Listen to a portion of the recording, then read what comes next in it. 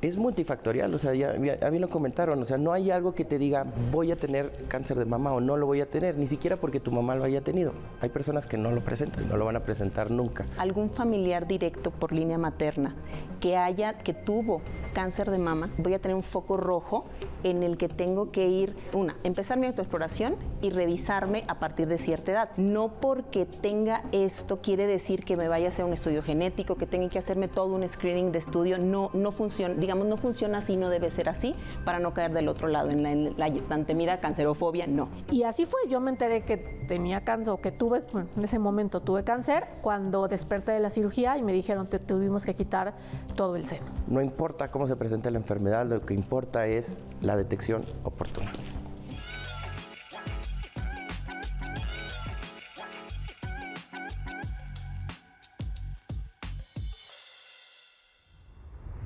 Hola mi gente bonita, ¿cómo estamos? Soy la doctorcita al 100, la doctora Karen Carrillo. En este episodio hablaremos de un tema súper interesante y sobre todo la gente que me conoce sabe que llevo haciendo campañas sobre este tema desde hace 19 años porque mi mamá padeció esta enfermedad y el día de hoy tengo unos invitados de lujo en las cuales estaremos hablando de este tema súper importante que es cáncer de mama. Si bien sabemos que es una de las principales causas de muerte en México, que hay estudios para detectar esta enfermedad, el estudio ideal es la mastografía que se puede realizar a partir de los 40 años de edad, cada año. Si tienes antecedente de riesgo de cáncer de mama directo, lo debes de hacer 10 años antes del caso directo de tu familiar. Es decir, mi mamá falleció a los 51 años de cáncer de mama, yo empecé a hacerme mis mamografías a partir de los 41 años. La verdad es que es una enfermedad que si se detecta a tiempo, se puede curar. La importancia está en la detección oportuna con la autoexploración mamaria una vez al mes, un día fijo del mes y se puede detectar y darle un buen abordaje y un buen tratamiento. Así es que comenzamos con este tema súper interesante. Pues bienvenidos, muchas gracias por estar aquí en este espacio que hoy es su casa. Tenemos a dos especialistas, es la doctora cirujana plástica Anabel Villanueva, bienvenida Anabel a este espacio, al doctor José Romeo Castillo, ya lo conocen, el guapetón, y a un testimonio Andrea Hernández Rincón. Muchísimas gracias por estar aquí, es un honor para mí tenerlos pues en este espacio en el que hablaremos y vamos a informar a los pacientes, a la gente, a todo mundo que nos ve y dejarles un mensaje, hay una cosquillita para que se detecten y se autoexploren a tiempo. ¿Tengo alguna duda, comentario, pregunta que quieran?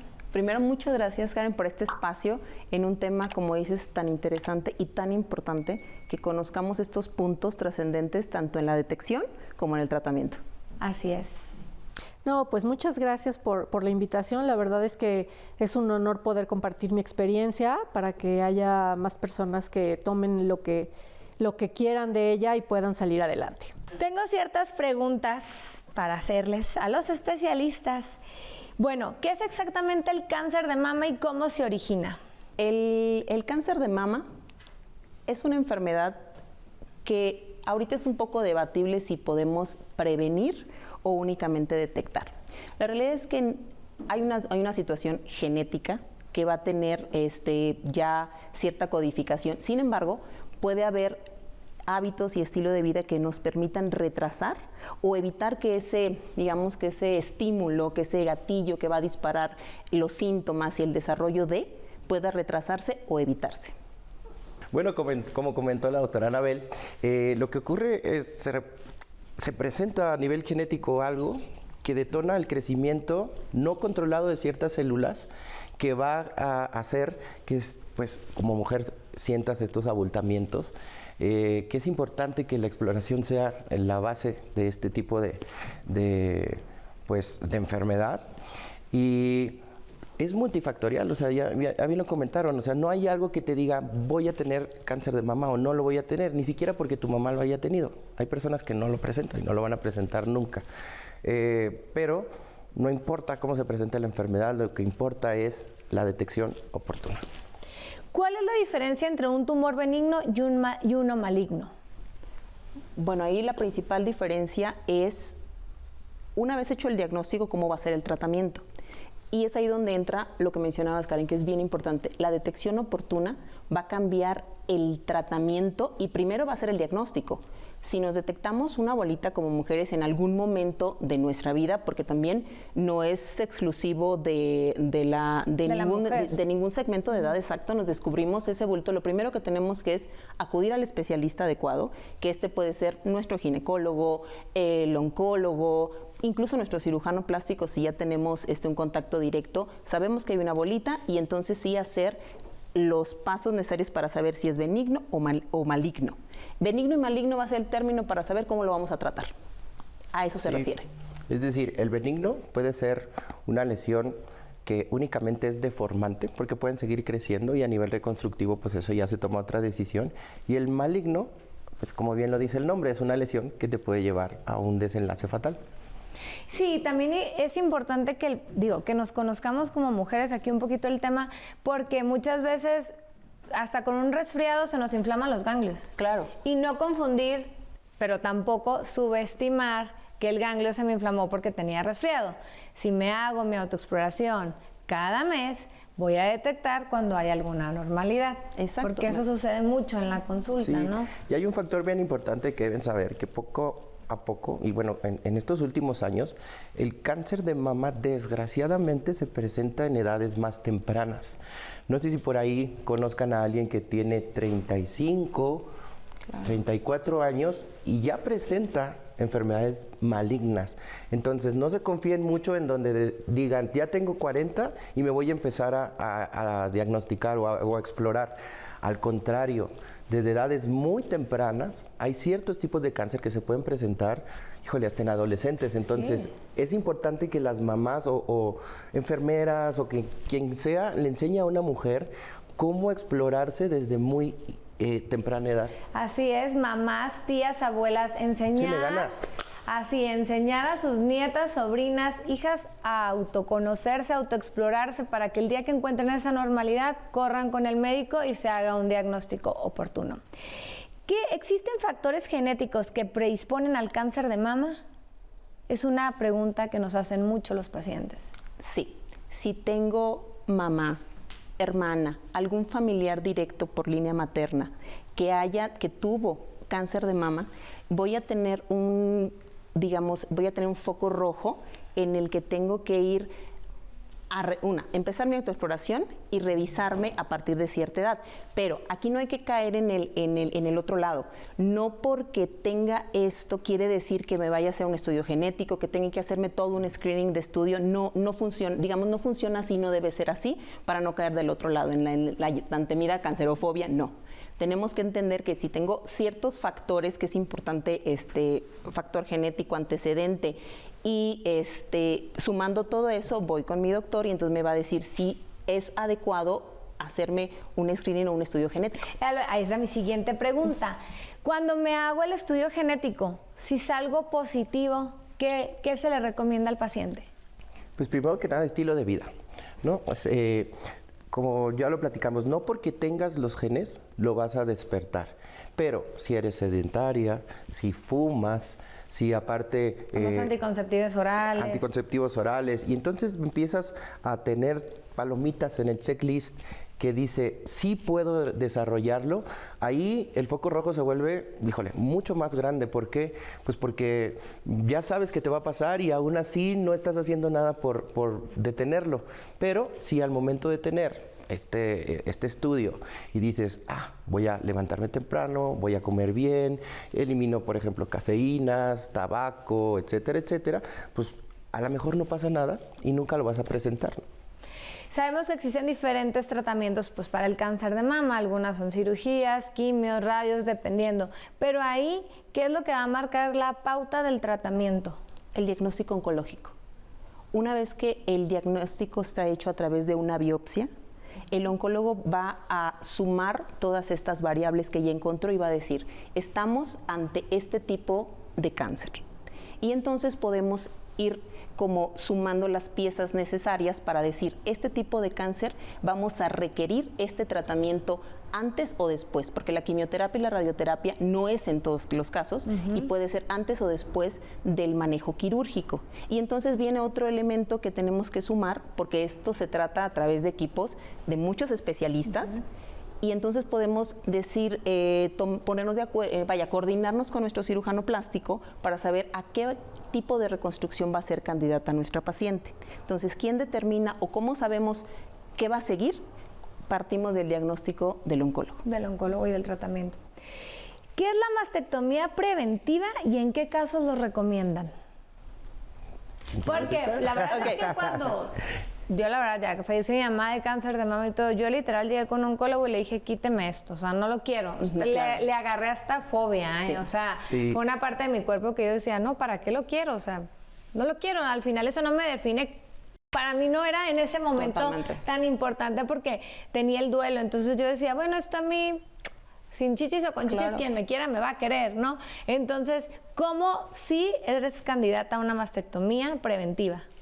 Primero antes se le denominaba, no me dejará mentir, mastectomías justo preventivas o incluso mastectomía profiláctica. Es un término incorrecto. Incorrecto. Ahora, bueno, lo correcto es denominarlas, o bueno, lo correcto es referirnos como mastectomía reductora de riesgo. Porque va a reducir, como su nombre lo dice, reducir el riesgo de presentar cáncer de mama. Sin embargo, si es una mastectomía con el objetivo de reducir el riesgo, se deja el complejo areola-pezón, que es una mastectomía conservadora. Al dejar el complejo areola-pezón, las células que están ahí también son parte de la mama y pueden desarrollar cáncer. Entonces, la única manera sería, y que no nos asegura, es quitar el complejo areola-pezón. Y ahí nada más rápidamente, si hacemos una paciente que dice, bueno, ya me hice la reductora de riesgo, mi oncólogo me mandó a hacer el estudio genético, con esa información ya hay un protocolo establecido de lo que se debe de hacer si la expresión del cáncer de mama salió en un porcentaje elevado, ya está establecido el manejo que se va a realizar y tampoco es sencillo. Por eso ahí sí me gusta, estamos de acuerdo que es mejor que se acuda y que un especialista, que es el oncólogo, vaya guiando y diga qué sigue al obtener la expresión de este gen. Sí, y un especialista te va a decir el tratamiento ideal para ti y te va a quitar todas esas fobias, el miedo al cáncer, el miedo a... O sea, te va a orientar al final del día y deja que el especialista decida si es pertinente retirar las glándulas mamarias o no, porque tú puedes llegar a decirle, oye, mi mamá tuvo cáncer y tengo este estudio, quítamelas. Pero si ve el especialista que no es necesario, te va a orientar y te va a decir, no, no lo voy a hacer porque no te conviene por otros factores, ¿no? Y si te dejas guiar, bueno, a lo mejor no va a pasar nada. El chiste de esto es que estés bajo tratamiento médico o bajo vigilancia más que nada.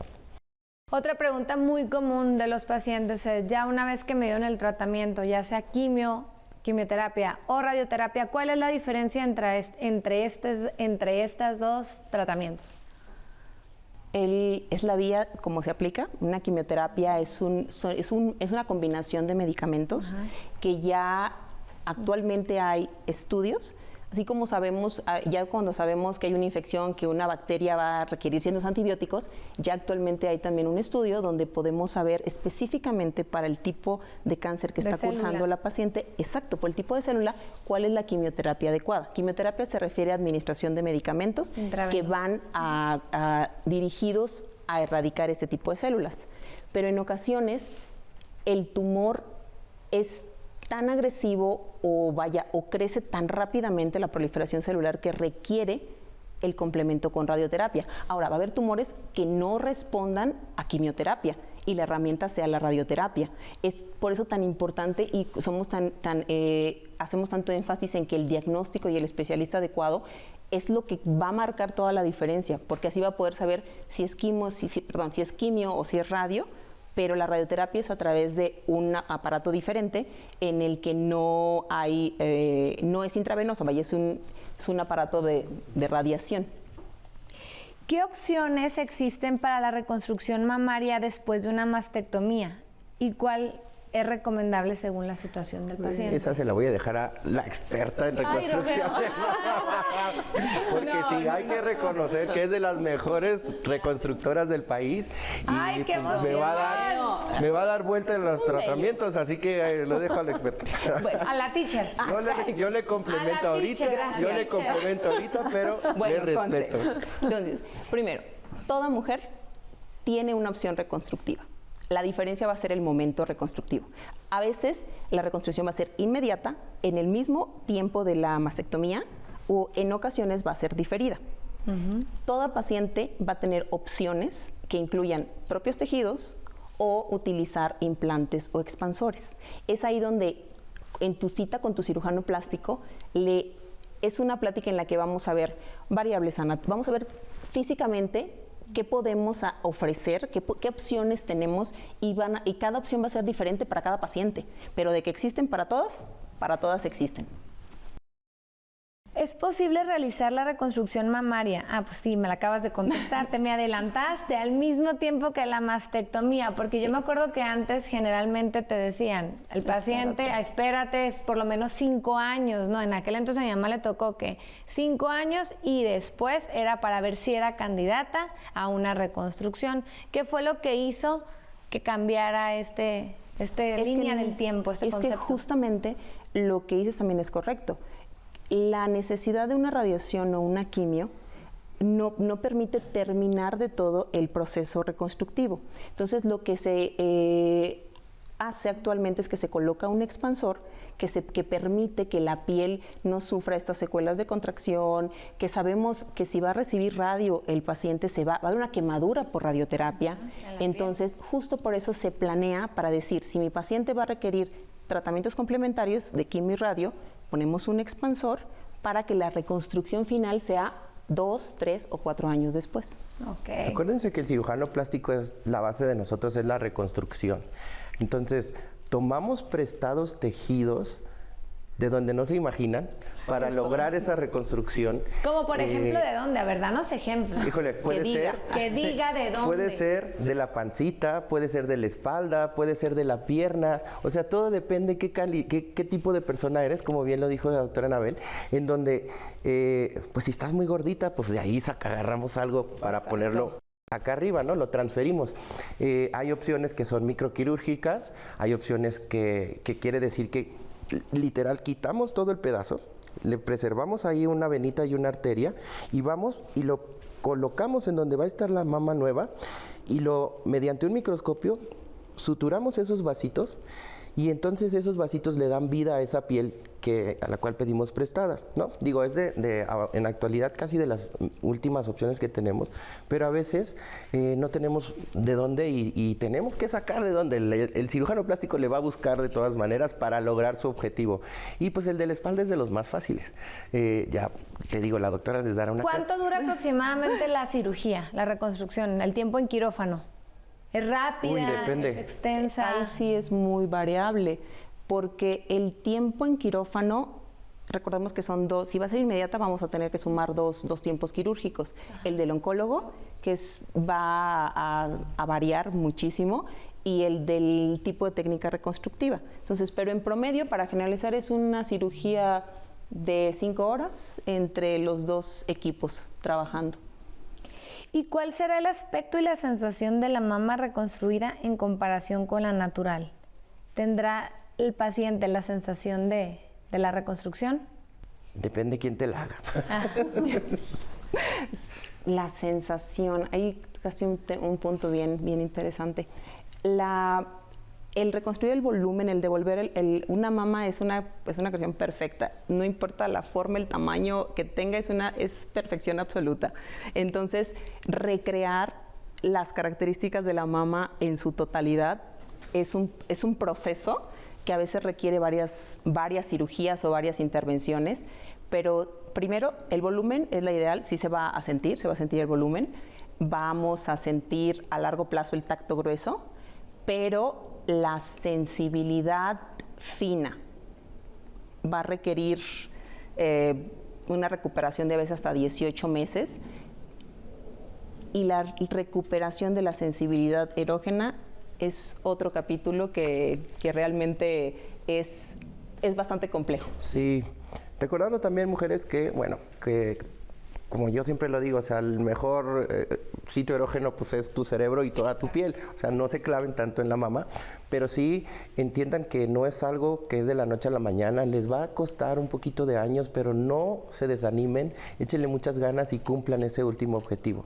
Oye, Andrea, ahorita quiero también aquí... Te estaba sacando la vuelta, la verdad, ¿eh? Me cuesta. Eso es un reto. Vamos. Es un reto, pero ahí vamos lográndolo. Ajá, sí. Sacándole la vuelta. Dime. ¿Cómo te enteraste por primera vez que tenías cáncer de mama?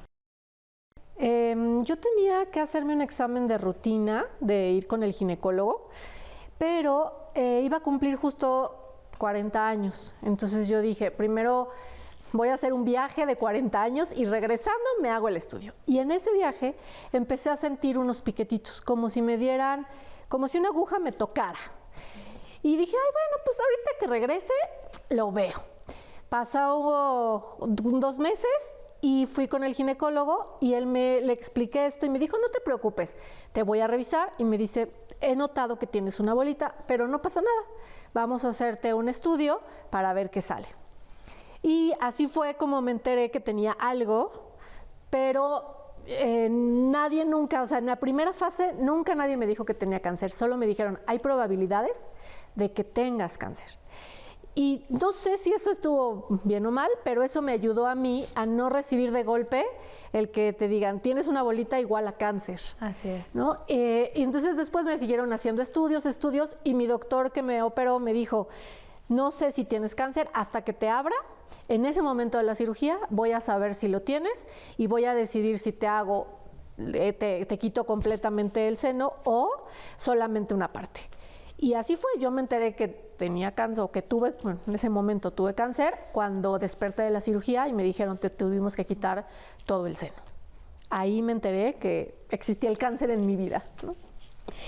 ¿Cómo fue o qué desafíos, tanto físicos como emocionales, enfrentaste en el momento en el que tú despiertas en el quirófano y te das cuenta que ya no existe una parte de tu cuerpo y lo que viene? Ok. Pues la verdad es que lo que viene es lo que viene. O sea, nunca lo pensé, nunca me senté a analizar y decir, tengo cáncer, ¿qué es lo que sigue? A mí me dijo el doctor, ya no existe, te pusimos bueno, planeamos que la cirujana plástica estuviera ese día por si me quitaban todo el seno, ella pudiera colocar el expansor, porque en mi caso me colocaron un expansor por 2 años y medio más o menos. Y entonces salí así y me dijo, ahora lo que sigue es hacer las quimios. Entonces nunca hubo un tiempo en realidad para yo sentarme a pensar y decir, yo tengo cáncer, ¿qué sigue? ¿Sigue a hacer esto? Vamos, ¿no? Tengo que recuperarme de esta cirugía para afrontar el siguiente paso. ¿Qué desafíos emocionales? Pues seguro, o sea, muchos, ¿no? Porque pues mi vida cambió, se detuvo mi trabajo, ¿no? Tenía que dedicarme solo al tratamiento. Pero bueno, pues hay que seguir adelante y es avanzar, ¿no? Como doctores, al dar esa noticia, ¿cómo lo haces? ¿Cómo tratas? ¿Hablas primero con el familiar, con el paciente?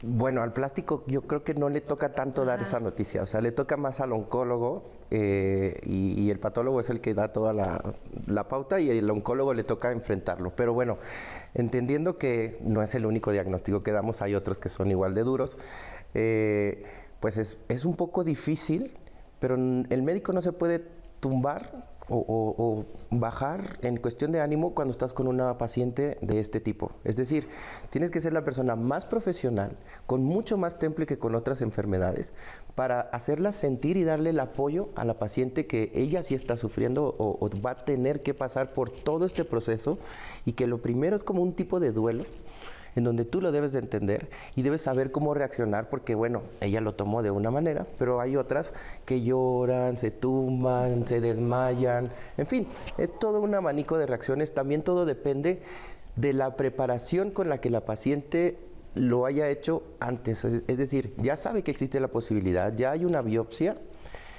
y entonces a lo mejor en su casa ya hizo una retrospectiva y dice, bueno, si tengo, voy a hacer esto. O sea, ya me estoy preparando mentalmente. Y entonces ya no es tan difícil para nosotros, ¿no? pero como te digo, o sea, no sé, la doctora, ¿cómo le vaya? Exacto, coincido. Justo, no nos toca dar el diagnóstico y la noticia de primera mano en primer... No somos quien le damos la noticia al paciente que tiene cáncer. Sin embargo, creo que en general como médicos tenemos que ser muy claros, muy asertivos, muy sinceros, pero ojo, no crueles. O sea, pero aquí yo lo que me refería a lo mejor es, si el oncólogo da pues obviamente el diagnóstico, ¿no? Después de la biopsia, después de los estudios, el transoperatorio, pero por ejemplo si llega un paciente a quererse poner implantes y entonces ustedes mandan a hacer los estudios, que una mastografía, y ahí ustedes ven, o sea, hasta lo interpretan de que Virats 4, entonces... ¿Qué le dices al paciente? Porque así, ese paciente se quería operar y como para decirle, espérate tantito, siempre no te vamos a operar ahorita de eso porque tu salud es primero, o sea. Sí, ahí lo más común es que nosotros tomemos el estudio y le digamos, tienes que ir a que te revise un oncólogo. O sea, canalizas al paciente. Y... bueno, no es que nos lavamos las manos, pero ahí sí el oncólogo decidirá. Y nosotros lo que más hacemos es la parte ya reconstructiva. O sea, nosotros nos toca la mitad del camino en adelante. O sea, la primera fase, lo más difícil, sí es del oncólogo. Son un poquito más fríos que nosotros quizá, porque están mucho más acostumbrados a lidiar no nada más con este tipo de cáncer, sino con todos los tipos de cáncer, ¿no? Al final a eso se dedican. Oye, Andrea, ¿y tú cómo fue que decidiste optar por una reconstrucción? ¿Te lo ofreció el médico? Sí, el médico no. Mi médico que me iba a operar me dijo, está la opción. O sea, como no sabía, no sé si él sabía, pero a mí nunca me dijo que tenía cáncer. Él me dijo, vamos a poner a la cirujana ahí y yo te recomiendo, porque eres todavía muy joven, hacerte una reconstrucción y ponerte un implante. Entonces, él me recomendó a la cirujana y fue así, ¿no? Yo en realidad no me imaginaba no teniéndolo. Porque es muy fácil tal vez decir, no, quítenmelos, ¿no? O sea, no los necesito. Pero ya en el momento, ya de verdad saber que te van a quitar esa parte y que te vas a ver en el espejo y vas a ver ahí una... Sí, pues es perder una parte de tu cuerpo. Es como cuando te quitan un brazo, una mano. Entonces sí es muy duro. Entonces yo sí dije, no, a mí sí necesito ponérmelo porque yo de alguna forma... quiero volver a sentirme... lo más normal. Ajá. ¿Y qué tratamientos tuviste antes de la reconstrucción? Yo tuve quimioterapia 1 año y luego 1 año de otro medicamento, no recuerdo el nombre, que estuve 1 año que me lo ponían vía catéter por el tipo de cáncer que yo tenía. Lo que supe es que el cáncer que tenía era muy agresivo y entonces requería esto, ¿no? ¿Efectos adversos después del tratamiento? No, bueno, muchísimos, ¿no? O sea, la verdad es que las quimioterapias son sesiones bastante fuertes. Las náuseas, a mí me dolía muchísimo la cabeza y no toleraba la luz, por ejemplo. Casi no comes. Pero bueno, pues van pasando. Todo pasa. Todo pasa. Todo pasa. Ahora va una pregunta para mis cirujanos. ¿Cómo manejan las diferencias de simetría entre el seno reconstruido y el otro con el paciente? ¿Al momento de explicarle? Ajá, al momento de explicarle ya cuando, porque siempre de por sí somos asimétricos por naturaleza. Exacto. Pero muy probablemente cuando reconstruyen el seno o sea, el implante, que quede una asimetría o que a lo mejor el implante quede un poquito más grande. ¿Cómo llevas al paciente para que lo acepte? Porque luego hay pacientes que se ciclan en que quiero estar perfecta, quiero que nadie sepa que tuve esta enfermedad. Yo creo que la clave, por decirlo así, podría estar en la comunicación, o sea, dar toda la información, esclarecer todas las dudas, y ya con toda esa información le podemos transmitir al paciente que la reconstrucción va a ser un proceso y como proceso requiere etapas y en cada etapa va a haber cambios que va a poder ir observando, pero que esos cambios van destinados a obtener el resultado que platicamos hace un momento de la perfección o la simetría. Bueno, la simetría es un dato objetivo, pero no somos simétricos, pero para mí mi perfección o mi deseo como paciente va a distar un poco porque a lo mejor me ha tocado que hay pacientes que dicen, yo quiero tener mi reconstrucción igual que mi otro. O sea, si está tóxica, o sea, con un poco de caída o con mucha caída o muy flácida o pequeña, mi manera de aceptar o de llevar este proceso es reconstrúyemela igual, así la quiero. Así, eso es para mí perfección. Para alguien más dice, no, pues si ya pues la vida me puso en un quirófano, pues aumentame la otra. Entonces, Sí. ¿no? Sí, eso es de lo más común, de hecho. Es decir, ya tuve hijos, ya están ahí caidonas, ya me quitaron la otra, Ya parece pues acomódame. con canilla. Ya te dicen, acomódame tantito la que ya está caidita y pues tratemos de llevar un poquito al volumen igual, aunque sabemos que no lo vamos a lograr al 100%, pero también entiendan pues que le va a llevar tiempo, o sea, eso es lo más importante que debes de hacer como cirujano plástico, hacerle ver al paciente que no es una cirugía, a veces son 2, 3 cirugías y que el deseo de reconstrucción termina donde la paciente quiere. Cierto es que a veces logramos el volumen y no hemos reconstruido el complejo areolar pezón, que eso es muy común, pero hay pacientes que nos dicen, aquí, ya no quiero más, ya me pongo un escote, se me ve bastante bonito, me veo el espejo y ya me acepto y hasta aquí llegué, doctor. Exacto. Y hay otras muy perfeccionistas que nos dicen, no, doctor, yo quiero mi pezón bonito y se puede, porque hay muchas técnicas reconstructivas para lograr eso. Una vez que el paciente que recibió su tratamiento, que fue candidato a los implantes, ¿cada cuánto se tienen que cambiar en un paciente? ¿Es igual que un paciente normal? Yo llego y me pongo implantes, o un paciente que fue por reconstrucción. Con implantes va a funcionar como... Pero ¿cada cuánto se tienen que cambiar igual o no? No, los implantes. Recordemos que todos los implantes se revisan a los 10 años. O sea, es una teoría. Porque bueno, también hay personas que empiezan a tener algo que se llama contractura capsular, que es que se pongan duritas en etapas muy tempranas de la colocación de los implantes. Dependen muchos factores ahí y es lo mismo con una persona que tuvo cáncer. Pero más o menos como rutina nosotros sugerimos que se empiecen a revisar anualmente a los 10 años de haberse colocado el implante. Conocemos y tengo pacientes que tienen 20 años con sus implantes y están perfectos. Y eso no lleva a que todas esas sigan esas reglas. Hay señoras también que dicen, bueno, ya tengo 10 años con ellos, póngame poquito más, acomódamelas un poquito y bueno, ahí se hace el recambio.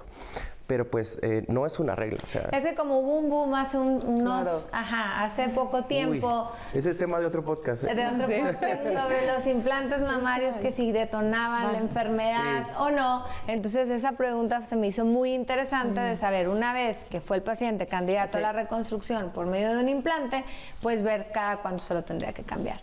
Claro. ¿Qué tipo de seguimiento se requiere después de la cirugía, ya de la reconstrucción, para mantener la salud de la mama reconstruida? En general, el paciente que pasó por un proceso reconstructivo por cáncer de mama, una vez que termina o concluye su tratamiento de complementario, tiene que haber revisiones a los 3 meses, a los 6 meses y posterior anuales. Pero la diferencia es que estas revisiones van a incluir no únicamente si todavía tenemos la mama contralateral, las mastografías, el ultrasonido, sino también van a incluir el PET o gamagramas o algún tipo de estudios adicionales que nos permiten estar completamente seguros que todo bien. Ana, una pregunta. Ahora que has pasado por esta experiencia, ¿hay algo que veas o entiendas de manera diferente sobre la vida, salud y bienestar? Pues sí, la verdad es que te sorprende la capacidad que puede tener el ser humano de afrontar, ¿no?, los retos, de cómo tener que salir adelante sobre lo que se presente, ¿no? Porque platicábamos justo que no es el por qué, ¿no? O sea, sino te toca y tienes que afrontarlo y tienes que salir, porque así de eso se trata la vida, ¿no? Entonces, creo que eso es lo más significativo. ¿Qué consejo le darías a alguien que acaba de recibir un diagnóstico de cáncer de mama? Que a mí me ayudó mucho que todos mis doctores, el común denominador de ellos era que me decían que lo emocional era muy importante y que si yo me sentía bien dentro de todo, que si yo tenía una buena actitud, había muchas más probabilidades de que yo saliera airosa, que si yo internamente estaba decaída y triste, eso podía hacer que no salieran las cosas como deberían de ser. Entonces, que tratara de estar siempre lo más positiva y lo más optimista posible, ¿no? Creo que esa es mucho de la clave. Además del tratamiento médico, ¿recibiste algún otro tratamiento, apoyo psicológico, alguna otra terapia? Sí, estuve con una tanatóloga durante el proceso de la quimioterapia y eso la verdad es que pues sí, ayuda muchísimo. Y también, un poco tardío en mi caso, sí me asesoré a mí me quitaron todos los ganglios después, o sea, hubo una segunda fase que me regresó el cáncer y entonces me tuvieron que quitar ganglios del brazo y ahí ya tuve que hacer un complemento con medicina del dolor, con fisioterapias y etcétera, ¿no? Otros tratamientos. Otros tratamientos más para que te complementaran al día. Exacto. Doctores, sabemos que la mastografía pues es el estudio indicado a partir de los 40 años de edad. Sí. Pacientes con implantes mamarios que tengan antecedente de cáncer de mama, ¿le recomiendan algún otro o simplemente el ultrasonido y la mastografía? El ultrasonido y la mastografía. Sí, bueno. Lo único que cambia es la técnica que utiliza, pero eso ya lo sabe el radiólogo, la técnica que se utiliza para la paciente con implantes. Llega, le dices, traigo implantes de mama, se hace la mastografía. Simplemente hay una cuestión técnica para que la imagen sea adecuada y nada más, pero es el mismo seguimiento. Igualito. Igualito. Ya saben los pacientes, mujeres, tóquense o te toca, conócete, y que también los hombres, sí, el 1%, pero puede presentarse cáncer de mama en los hombres. Sí, aquí también es bien importante recordarles que no tiene condición social esta enfermedad y que hay muchas instituciones públicas ahora que se dedican a apoyar a mujeres con cáncer. Acérquense a esas instituciones, les invitamos a, igual, en Google se pueden encontrar, y existen hospitales públicos que cuentan con servicios especializados en reconstrucción de mama. Aquí en la Ciudad de México casi todos los grandes tienen una clínica de reconstrucción de mama. Y ahí se pueden no nada más ir a consultar, sino asesorar también de cómo se lleva el proceso. También ahí tienen tanatólogas, enfermeras especialistas, en fin, todo el apoyo que una mujer u hombre necesita para sobrellevar esta enfermedad. Sí, porque las jornadas las hacen, ¿no? Sí. De hecho, en el mes de octubre, todos los cirujanos plásticos en diferentes estados se reúnen y hacen esta labor social en la institución. Yo trabajo los fines de semana en el Hospital General en Mexicali y nos ha tocado la reconstrucción. Y hay fundaciones, en el caso de Mexicali, Baja California, la Fundación Mujeres que Viven, en las cuales cualquier paciente que haya presentado cáncer de mama y que requiera apoyo con las pelucas, con las terapias, con las mallas para que no se inflamen los brazos, porque cuando quitaron ganglios, pues no hay un drenaje linfático adecuado. Entonces brindan la terapia y sobre todo a ser conscientes y hacer esa conciencia nosotros y con los pacientes y la gente que nos rodea. Tócate para que no te toque. Pues muchas gracias por haber estado aquí con nosotros y vamos a pasar a una sección súper interesante para reírnos ya un poquito y relajarnos. Esta sección me encanta porque se llama Error o Terror, Mito o Realidad. Así es que ustedes me van a contestar en coro, si no, no. Comenzamos. Comenzamos, error o terror. Creer que un bulto significa cáncer de mama. Error no. Error y terror aparte. Porque Error, pero de terror no írselo a detectar, a checar, porque tenemos que saber qué es. Pensar que si no tienes antecedentes familiares no me va a dar cáncer de mama. Error. Ese no es tampoco tan terror, Sí. pero error sí. Error. Porque puede que no tengas antecedentes, pero puedes presentar la enfermedad o ser la primera en tu familia en debutar con esta enfermedad. Exacto, exactamente. ¿Verdad? Esperar a tener un síntoma visible. No, terror. Terror. No se esperen para eso, es la autoexploración mamaria. 7 a 10 días después de tu ciclo menstrual, si ya no reglas, un día fijo del mes. No hacerte una mamografía por miedo a la radiación. No, terror. Terror. Sí. Ahí les va un dato importante. Una mastografía puede evidenciar un tumor 7 años antes de que sea palpable. Sí. Ande, aquí Entonces, está. Entonces es terror. terrorífica. Terror. Creer que tener un estilo de vida saludable te exime completamente del riesgo de presentar cáncer de mama. Terror también. Error. Ahora vamos a la sección de mito o realidad. ¿Las lesiones o golpes en el seno me pueden causar cáncer? No, eso es un mito y es subjetivo también. Exacto. Mito, porque no me va a causar, pero puede ser la alerta que me diga, Desencadenante. ojo, por eso. ahí hay algo. Ahí hay algo. Que coincidió que te golpeaste, fuiste Justo. a checarte y estaba ahí la bolita. La mayoría de las mujeres con cáncer de mama tienen antecedentes familiares de la enfermedad. Mito. Puedo no tener antecedente y desarrollar cáncer. El factor hereditario es de los más bajitos porcentajes. Va. ¿Las mamografías son 100% precisas? Mito también. Mito, O sea, ajá. no son, bueno, tienen Son el un estudio de porcentaje elección, ¿no? altísimo, altísimo, pero puede haber lesiones muy pequeñitas que apenas se están desarrollando que no salgan en la fotografía. Ahora, si lo haces anual, pues en algún momento lo Exacto. vas a detectar, ¿no? Todo depende del tamaño también del tumor, pero híjole, ha cambiado tanto la tecnología y los mastógrafos son tan buenos ahora que por eso sigue siendo el estándar de oro. ¿Pequeños senos significan mejor riesgo de cáncer de mama? ¿Mejor o mayor? ¿Mayor riesgo? Pequeños senos significan menor riesgo, que si las tengo chiquitas tengo menor Hombre, riesgo de no, presentar. ese es un mitazo. No. Es un mito. Mito. Es un mito. No. ¿El anticonceptivo hormonal, como las píldoras, pueden causar cáncer de mama? Es mito porque no es univariable el cáncer de mama. Pues muchísimas gracias, ahora sí, hemos terminado con este capítulo, este episodio muy difícil para mí, fue un reto, pero se logró. Quiero que nos dejen sus redes sociales para que lo sigan, por si los pacientes o la gente que está viendo tiene dudas o preguntas y tenga la confianza de acercarse a ustedes y hacerles, pues, preguntas. Pues a mí escríbanme directo si tienen alguna duda en mi correo electrónico, que es dra.anavillanueva@gmail.com, o en mi Instagram, que es igual, doctora.anabelvillanueva. Igual, a mí me pueden encontrar en Instagram como @de Romeo Castillo, perdón, te busqué. El agarrado.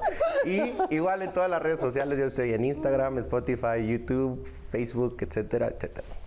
¿Y a Ok, ti? si puedo ayudarles en algo, es andrea-rhmx@hotmail.com. Claro que sí nos puedes ayudar en mucho porque sobre todo a veces hay gente que por miedo no le dice a la familia porque la familia no sufra. Entonces puedes tú ser ahí, puedes contribuir con tu granito de oro. Cuenten conmigo. Muchísimas gracias, los espero pronto y esperamos dejar un mensaje a toda la sociedad.